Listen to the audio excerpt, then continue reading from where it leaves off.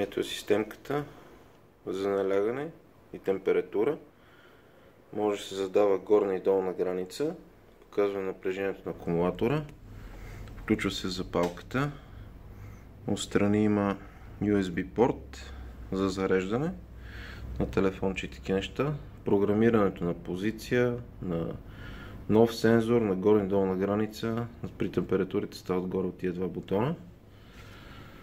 Ето го и сензор. Това представлява с метален вентил и капачка. Супер добре изглежда като за тия пари.